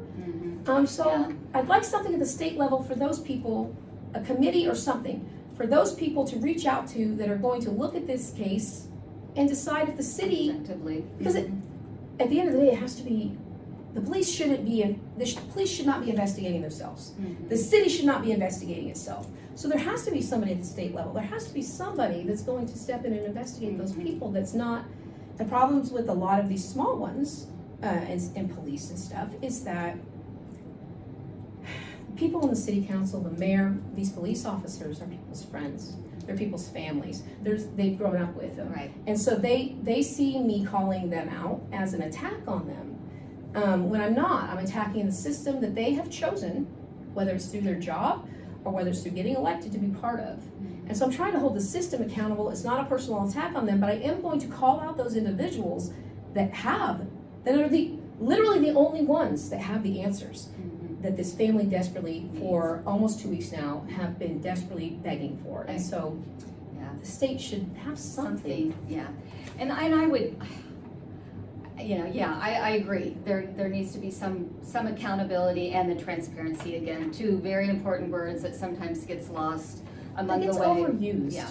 But it needs to be there. It needs to be real. But I will tell you that I worked with court services a lot and police officers when I worked at SRS DCF now, because I investigated child abuse and neglect and worked with detectives. And actually my two boys, their dad, a former husband of mine, was a police officer. And so I lived that life. And it's not easy. It's not easy wondering if your husband's gonna come home every night. It's not easy for your kids to be thinking that. And actually my boys' Opa was a police officer in Junction City and was killed in the line of duty. So I have a special place in my heart for law enforcement and always will. But again, accountability and transparency we have to have, and people have to feel safe, in their community, in their homes. And I know there's, again, I kind of see, because I was married to a police officer and spent a lot of time with police officers. Again, there's some absolute fabulous ones. They have, and I can speak to Manhattan and Salina, but mostly Manhattan Police Department. The training that they do, they have, and a lot of police departments do this for, learning how, if you would stop somebody on the street that might have autism, how do you work with them? Because they may be nonverbal. And so how do you, and so they are expanding their training to be able to do some of those things. And so I get what you're saying, and those families, breaks my heart for them, because they need to have somebody that's going to listen to them. Is that the sheriff office did put out some information.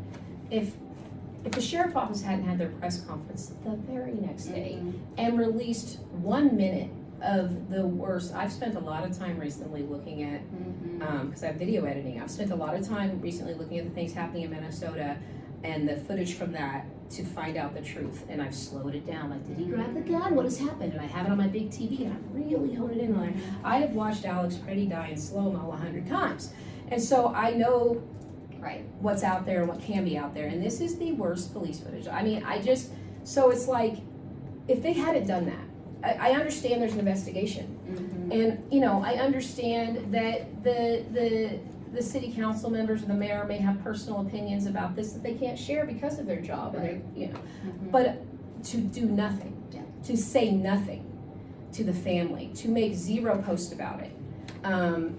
I think every city council member should have made a post about it. You know what I mean? And when they don't do that, the family needs there should be somebody for me to tell them, reach out to this commission at the state level, something that's a next step above the city for them to reach out to when something like this happens. I agree. And if there is something out there, then we need to know about it. Yeah. But I agree. There has to be somebody that the family can go to that's going to be an objective party. Because like you said, somebody, Because right now it's like reach out to your House rep, reach out to your senator. They're in session. Right. They're getting 100 emails about bills and stuff. So they can't, they can't. It's not that they're ignoring them. They may not see it. There's so much happening. And so, yes, I'm going to reach out to their House and Senate representative. Yes, I'm going to reach out to these people. But this what these people need is a me.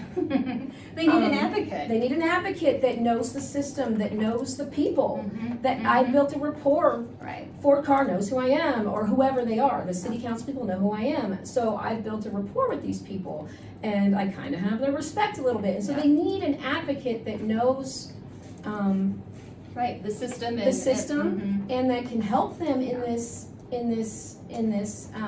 I'll have to do some research on that. I mean, I think the Attorney General is supposed to be somebody to reach out to, but again, right, it needs to be somebody that's going to be objective. The actual Attorney General is busy too. He's in the whole state. There needs to be a commission or a committee or something that looks like the commission for that you have here, that looks into what has happened. There really needs to be one at the city level. But at the end of the day, like I said, I would like, because if it's at Topeka, those people don't know our mayor. Right. They're not her friend. It's really hard to, Wichita's small. Everybody knows everybody. Right. Salina's even smaller. So it's really hard to build a commission or a committee that doesn't know the mayor. And is going to let that play into how they hold her accountable, how they approach her. And so I want someone, and what I'm trying to be for this family is someone that my ultimate goal is to get them what they want in information. Right. And I don't truly care how people or the council or the mayor feel about my approach in doing that. The family appreciates it, and that's all. I am here for them. I am their advocate. And so, but they just got lucky that I saw it and I care. It shouldn't be like that. Yeah, and I'll have to do some digging too, because there may be somebody. I mean, our government's huge. And so there may be resources. There probably is resources that I don't know about for that particular family. But I agree that they need an advocate, and we need accountability and transparency. Well, I'm going to be it for now. Yeah. And I'd like to be it for other people, but I can probably only handle one case at a time. Right. Thankfully, the Wichita Police only kill one person a year, so I don't have to do this for 5 people. So the other one's just about prisons, like sentencing reforms, not supporting. Is it that? No. Prison reforms, not supporting core civic. Right. For-profit prisons. Exactly. No, do not support that. Do not support that, or I do not support taking money as a candidate from places that do support that. So people that support that. Again, I will always side with prevention and education versus putting people in prison. Yes, I know there's people that, when they're a danger to others and repeated, that yes, there's a place for them, and that's called prison. But when you have, there's a lot of people that maybe with some rehabilitation, and some things up front. So what I want to do is kind of around. Okay. Yes. Is see, I have so many questions. I know. Can we move to education? Education. That's my strength. Well, I know it is. We kind of talked about it already. I think what I'm going to do is some of these I'm just going to send them to you, and then you can respond to them in writing, or you can make a video, however you want to respond to them, and then I'll put that information out there, because there is something, because of the area you're in, the water, agriculture, and climate is, we were talking about it earlier, because I got energy, AI, all these things, and I will send you those. Okay. Yeah, I think the rest of these I can just send you, or you kind of said stuff about them, but I'm going to ask you about water, agriculture, and climate, and then we're going to go ahead and end it. Okay. And then the rest of them that you didn't answer, I will send you, and you can just type it up and respond, and I will whatever. But this is very important to your district. It's very important to rural areas here. It's important to everybody, but what legislative solutions would you support to address water scarcity and aquifer depletion? How would Kansas balance agricultural needs with long-term water sustainability? And what role should the legislature play in responding to climate-related climate-related risks or like natural disasters Right. and things like that? Well, again, I think this is an area I'm learning about, but again, I went to that 2-day conference in Manhattan this weekend, and so I'm learning and talking to people and finding out what's out there across the state. When I visit in Beloit and Concordia, there are farmers that come into those meetings, and so I, ask them, what do you think we can do, or because I, as a representative, I'm not going to have all the answers, nor should I have to. That's why I rely on. I have 5 pages Yes. of things. You can't. I'm not Right. an expert in all these things. That's why I meet with people that are living that experience and Yeah. say what, because I know quantity and quality of our water in Kansas is a thing, and thank goodness we have a governor that's taking it very serious, and I think it's kind of like her number one issue right now is finding those. So it's a complex problem. There's lots of things that are And underneath there's a all of lot that. of it that has. There's a lot of it that is up to the city. Right. Really, Right. ultimately, at the end of the day, like in Wichita, they have the largest Mhm. thing or system or System. whatever, Yeah. and so it's not like I don't want the state coming into Wichita and telling us what we What to can and do. can't do with our water. Right. And so a lot of it is up to the cities. Right, some local control, but I think, again, as a representative, you have to seek out and listen to the people that are living that experience. Mm-hmm. What do you see? What do you think? And then I could come up with a solution. But I don't have a solution now. I mean, and nobody does either in Topeka. That's why they have the task force. Yeah, and I think that when we're talking about someone that isn't an incumbent, if I was asking these questions to somebody who's been doing this for 20 years, they should have yes. a solution. Yes. They should have an answer. Yes. But you are just like me. Yeah. You are learning all about Right. this stuff. So how can you possibly have a solution now? Mhm. You may, through your education and learning, Right. come to some real serious policy things that you can Exactly. stand on and say, I'm going to do this. This is the first bill I'm going to introduce. Mhm. But we have 10 months before the election, and you have plenty of time to do learn. that. Right. And that's really what it's about, is that you have made it very clear that you are doing that, and you are going to the right places, and that's another thing we need as far as like Democrats that run in, see, some of this is making me think I should run. Democrats that will run, that aren't afraid to go into spaces, not necessarily with Republican representatives, but that are not afraid to go into the spaces with Republican voters, Mhm. and that can remain calm. See, here's where I'm gonna have a problem. They can remain calm, they can make it not personal, that can shut up and listen, and then listen to respond, and just kind of, I have very personal things about personal feelings about abortion or whatever. But I also understand, as someone that used to be very religious, that there are people that truly believe that you're killing a baby in that room. And what would I do if I truly believed that they were killing babies over there? What would I not do to stop that? And so I think like you have to have that level of understanding when you're approaching these people, and you have to also understand when you're hearing misinformation and when you're hearing truth, and you, like I say, you don't know everything. Right. So you have to have gone and talked to the people that do know, talked to healthcare providers, talk to teachers, talk to the people in the trenches of whatever it is. Exactly. Talk to the people that are the farmers that are dealing with water shortage. One thing I learned that we didn't talk about is that wind turbines, right? I am just, I've always been, yay, wind turbines, blah, blah, blah. Well, in these little groups, I asked them, and someone proposed, they said, what will you do? What will they do to help pay for the cleanup of these wind turbines putting little bitty specks of stuff into my field? And I'm like, what? They do what? And so I started looking into it, and I was like, oh my goodness, they are not, if they're not maintained properly, they're putting fiberglass everywhere.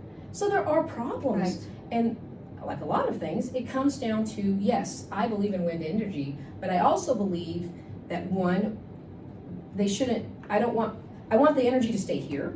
I want it to be hopefully a local company or state company that cares about the impact, long-term Yes. impact, because they live here. Right. When you start having people doing these things that are in another country or another state, why would they care? Because they don't have to breathe in that Right. stuff. And I think one of the key things you said was the long-term effects. It may be upfront, it may be, this is the greatest thing since sliced bread, but you have to look through time. 10 years from now, what's going to happen? How are you going to, those things are massive. If they need to come down, where do they go? And just, the pluses and minuses, and you do that. You put the strengths I don't want to and live the next to consequences. something that is putting little bits of Right. fiberglass because they didn't properly maintain it. What I've learned is that through proper maintaining, that's not a problem. Through getting them, once they are decommissioned and you're not using it anymore, getting them taken down as quickly as possible, that's not an issue. Yeah.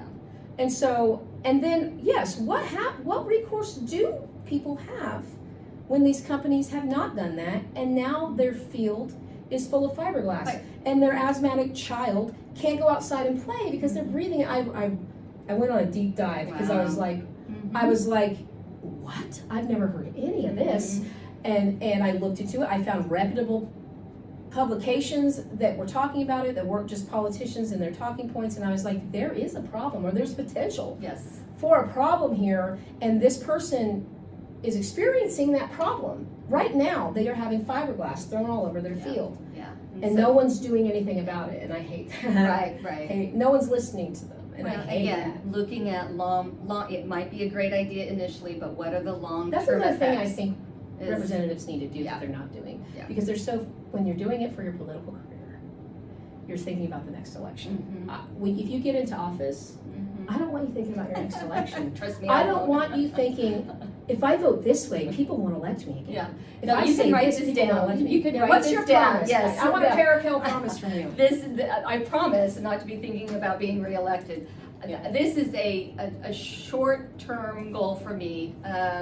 I'm running again because somebody needed to step up, and I think I have some skills and the desire to learn and listen. And You're not trying to stay in there until you're 80. No way. You're not going to die in office.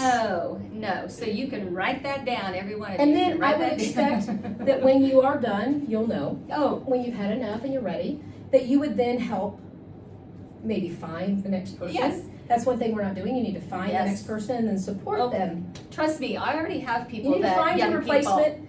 Find your replacement options and then support them Yep. in replacing you once you are. Well, looking most to of the get out of people office. that I have right now on my team, I have an 18-year-old, Gavin DeVoe. I got to do a shout out to That these sounds people. familiar. Gavin is amazing. He's a senior in high school at Salina South, plays I basketball. don't know why I know that He- name. Maybe it's because- basketball. He's well known in Topeka at the Capitol. He's an advocate. He's amazing. He I might wanna has interview a him. heart. He has a heart for other people, and so he's on my team. I have Bree Isaacson, who's in her early 20s. She does my social media, and- your social media is pretty good. I thought that. and that's It's not the it's normal all her. person you're in It's all social her. media. And these two, and then my treasurer is, Margaret Cole, and I'm not paying them because we don't have the money yet. We are starting a new fundraiser today, so be looking. It's show some love for District 107, so be looking for that. And most of my money that we're raising will go to getting word out to our rural areas through their little community newspapers or radio ads. See, this is going to help my friend that's thinking of Yes. running.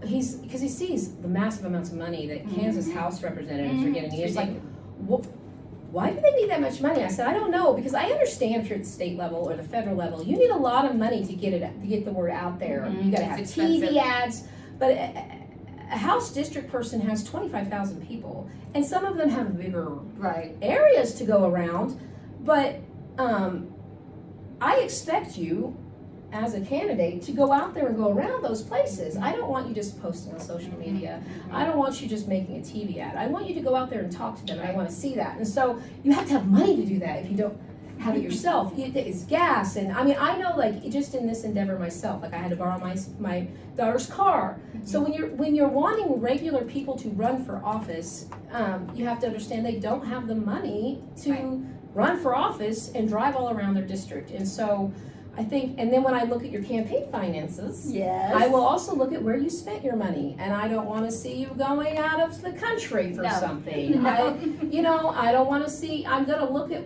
not, and that's the thing too, I don't just care where your money comes from. I want to know what you did with it Yeah. during your campaign. How did you spend it? But you should care where the money comes I from. definitely care. You That's need like to go, number one. You need to go look at Kansas Helen. Kansas Helen, because the work you're doing with collecting data Love data. and then I sharing love it. spreadsheets. I love pie charts. Find her 107 information about. Yeah, I did yours already. Yes. And the profile. The profile about where everyone except 2 of our initial contributions came from individual supporters. And then Very I can't proud remember of that. those 2, but they weren't like. One was a reimbursement from the Kansas Dems for my Oh, that's filing right. fee. It was Democratic Party people. And then the second That makes sense. It was the young. $850 came from the Young Democrats. And to me, that's like it. good. Right. Right? So Where- like, if you're getting money from like party people, I don't care about that. If you're getting money from PAC in Virginia. small businesses, I don't care about that. I would like to see, it's just that, yeah, go look at it. It's Right. on my Yes. Substack, Kansas Yes. Helen. I'm pretty sure I shared it on my Facebook. It's kind of Yes. bored and dug in there. But yeah, if you go on Substack, look at Kansas Helen, you'll see it from 107. Mhm. But yeah, like, that's another thing I need to do when I'm doing these is I want to see how much money came from out of state. Mhm. I want to look into who these people are, and I've put in there, like, I didn't have to have one for you. Mhm. But the incumbent, there's a whole, like a spreadsheet of where their money came from, and then I look them up, and I'm like, what is this PAC? Because not all PACs are bad. Right. There are PACs, teachers union has a Mhm. PAC, Mhm. firefighter union has Right. a PAC. There are a lot of different PACs that are doing a lot of good things. And so I looked into the PAC and what are they? And I was like, why is this biomedical company PAC or this whatever PAC from across the state worried about my Kansas house rent? Or from a different state And then- altogether. And Yeah. really, at the end of the day, what is bothering me the most about so far the districts I've done is that there are no individual Mhm. monies coming in. They are inspiring no individual people to. How are they getting elected? Well, they're getting elected because they have no other option. Yeah, And so here. now they do. Now Yeah, you you have do. another option because Yes. that's what's happening here. Is like they're Right. gonna win. Yeah. So Because- why campaign? Why go out and talk to people? Because I'm going to get elected anyway. That's And then they get in exactly office true. and they I just just kind don't of think- rubber stamp. And like- so And I don't know your opponent. Yeah. All I know is the data I see Right. and their voting record and stuff. And I just want to make sure that there are people in there for the right reasons. And I don't think that's an unreasonable thing. no, I agree. And I want them in there to fight for us. I'm gonna finish up here. And after this conversation, and just from what I've known from you and the other people, Ann, Ann actually reached out to me and was like, you need to interview this person. I was like, I'm already on it, Ann. And so I was like, yeah, I already had your schedule. I was like, I'm driving out there to meet with her. I'm Yeah. very excited. When I saw you run for this, I think I posted about it on my personal Facebook or something. I was like, yes! No one has ran in this district since 2006. You're going to take the charge. And maybe I have a lot of friends, that are very left. Mhm. And I personally, I was gonna say earlier, I personally do kind of, because, and you may not have, but I do kind of believe in like abolishing the police. And I think the problem with it is that my leftist friends are not framing their message correctly. Because when people hear abolish the Right. police, Yeah. we have no protection, Right. and that's not what it's about. Chaos. And I really kind of hate the word abolish. Well, I want to abolish ICE. Mhm. Yes. That's a whole other thing. Yes. They shouldn't be. They came around in 2003. We don't need them. We've worked without them, and I'd like that money put into the Other other place. program that processes things. So I do want to abolish ICE. But when it comes to police officers, what my friend Kate was saying is that and what I've heard a lot of times is that the reality is that that's not going to happen.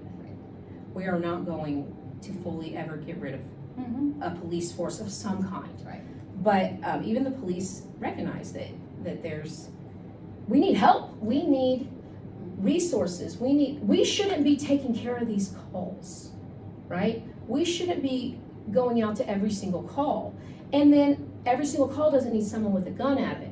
You know, and a lot of that's education. And I would like to see police forces doing kind of education on when you should call us, or if having an other option for them to call, and then making sure people know that. So like, your neighbors are being loud, you need to sleep, I understand. Right. You want someone to come stop them, and you don't want to confront them yourself, but we do not need someone with a gun necessarily to be the first person to approach them. We don't need it. To knock on their door, because what usually happens? They knock on their door and they say, hey, can you turn it down? And they're like, oh, okay. They do, whoever comes to the door does have to have some sort of like authority. But they don't necessarily need a gun. So just to have like social workers and other people that are gonna, they've set up a thing, it's still not, they've set up a thing in Wichita, it's still not funded enough. They go out to mental health crises and things like that. Or that, you know, people that understand that the police have been telling us in Wichita, we shouldn't be dealing with the homeless people. You know, I want the police to stop murder, not just investigate it after. I want the police to focus on these high-level, violent, horrible crimes. I don't even necessarily want them to have to focus on every little break-in that happens. We should have a whole separate thing of people.